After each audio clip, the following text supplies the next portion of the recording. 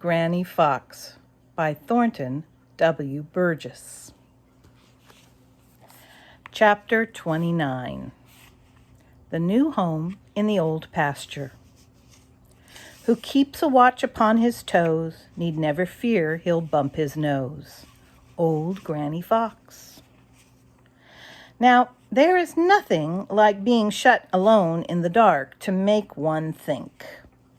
A voice inside of Reddy began to whisper to him, "And if you hadn't tried to be so smart and show off, you wouldn't have brought all this trouble on yourself and old Granny Fox," said the voice.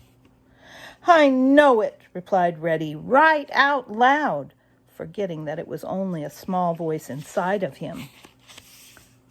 "What do you know?" asked Prickly Porky. He was still keeping Reddy in and Granny Fox out, and he had overheard what Reddy had said. "None of your business," snapped Reddy. Reddy could hear Prickly Porky chuckle. Then Prickly Porky repeated as if to himself in a queer, cracked voice the following: "Rudeness never pays, nor is there gain in saucy ways. It's always best to be polite, and ne'er give in to ugly spite. If that's the way you feel inside, you'd better all such feelings hide, for he must smile who hopes to win, and he who loses best will grin." Reddy pretended that he hadn't heard. Prickly Porky continued to chuckle for a while, and finally Reddy fell asleep. When he awoke, it was to find that Prickly Porky had left, and old Granny Fox had brought him something to eat. Just as soon as Reddy Fox was able to travel, he and Granny had moved to the Old Pasture. The Old Pasture is very different from the Green Meadows or the Green Forest. Yes, it is very, very different. Reddy Fox thought so. And Reddy Fox did not like the change not one little bit. All about were great rocks, and around and over them grew big bushes and young trees and bullbriars with long ugly thorns and blackberry and raspberry canes that seemed to have a million little hooked hands reaching to catch in and tear his red coat and scratch his face and hands. There were little open places where wild-eyed young cattle fed on the short grass.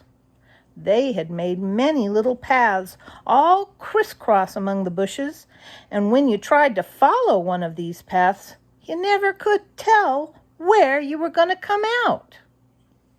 No, Reddy did not like the Old Pasture at all. There was no long, soft green grass to lie down upon, and it was lonesome up there. He missed the little people of the Green Meadows and the Green Forest. There was no one to bully or tease, and it was such a long, long way from Farmer Brown's henyard that old Granny Fox wouldn't even try to bring him a fat hen.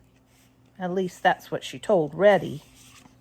The truth is, wise old Granny Fox knew that the very best thing she could do was to stay away from Farmer Brown's for a long, long time.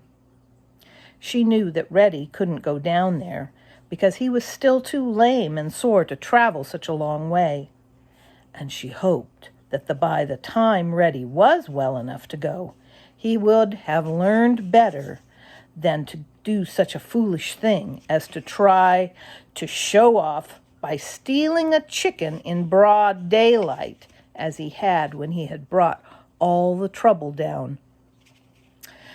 Down on the Green Meadows, the home of Granny and Reddy Fox had been on a little knoll, which, you know by now, is a little low hill right where they could sit on their doorstep and look all over the green pastures, the Green Meadows.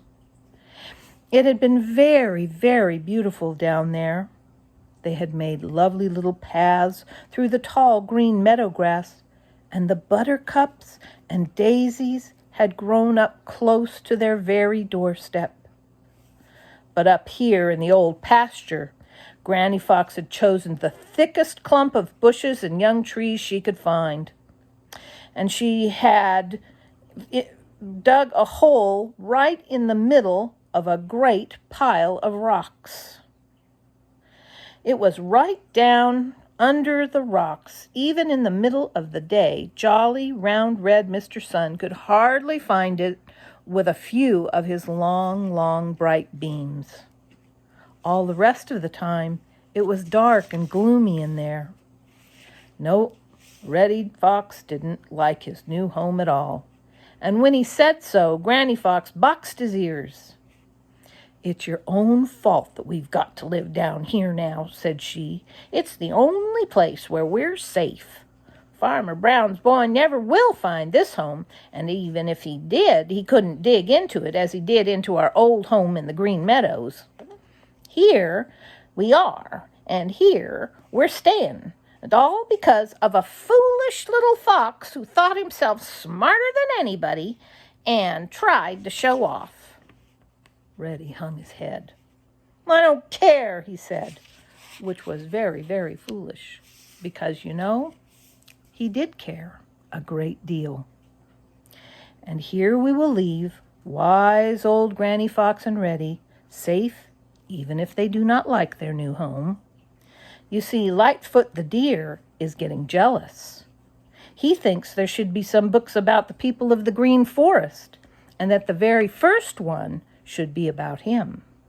And because we all love Lightfoot the deer, the very next book is to bear his name. And that is the final chapter of Old Granny Fox by Thornton W. Burgess. I hope you've enjoyed this. I loved these books when I was young, and I have several of them here at the house, but they're very old, and I'm glad that I could share them with you. Take care. Happy reading.